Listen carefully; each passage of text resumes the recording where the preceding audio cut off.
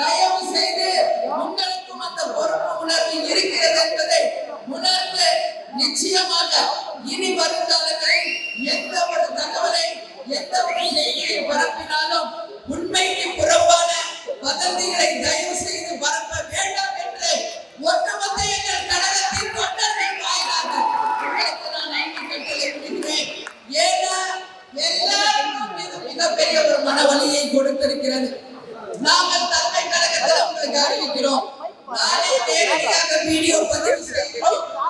ஆனாலும் நாங்கள் சொல்வதை புறந்தள்ளி வெறும் வதந்திகளை பரப்புகின்ற ஊடக நண்பர்கள் யாராக இருக்கட்டும், யூடியூப் சேனல்கள் யாராக இருக்கட்டும், உங்களுடைய செயல்களை நிச்சயமாக தேசிய முற்போக்கு திராவிட கழகம் வன்மையாக கண்டிக்கிறது என்பதை நான் உறுதியாக தெரிவிக்கிறேன். இனிமேல் எந்த வதந்திகளையும் பரப்பாதீங்க. செயற்குழு பொதுக்குழு கூடியிருக்கிறது. தலைவர் அவர்கள் இன்றைக்கு ஒரு மிகப்பெரிய பொறுப்பை என் தலையிலே சுமந்திருக்கிறார். இது சாதாரண ஒரு விஷயம் கிடையாது. கார்த்தியின் மனைவியாக என்னுடைய வாழ்க்கையை தொடங்கினேன். பிறகு உங்கள் அந்நியாக உங்களோடு நான் வாழ்ந்தேன். பிறகு தலைவர் பார்க்கிறார், இந்த பொருளாளர் பதவியை எனக்கு கொடுத்தார். அதே போல இன்றைக்கு பொதுச் செயலாளர் என்கின்ற ஒரு மிகப்பெரிய பொறுப்பை இது ஒன்றும் சாதாரண விஷயம் இல்லை.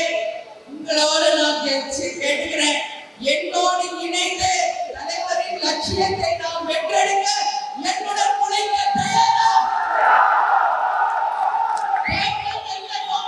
இந்த கட்சியை ஆரம்பித்தாரோ அந்த லட்சியத்தை நாம் அடையும் வரை நமக்கு ஓய்வு இல்லை இல்லை இல்லை என்பதை முன்னாடி நான் சொல்றேன்.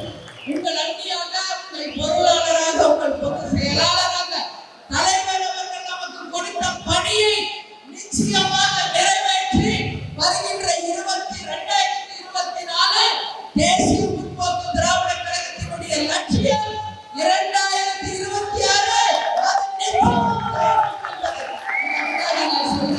எனவே பத்திரிகையாளர்களே, இந்த செயற்குழு பொதுக்குழுக்கு வந்திருக்கும் அனைவருக்கும் நாங்கள் நன்றிகளை தெரிவித்துக் கொள்கிறோம் என்று கூறி உங்களிடமிருந்து விடைபெறுகிறேன்.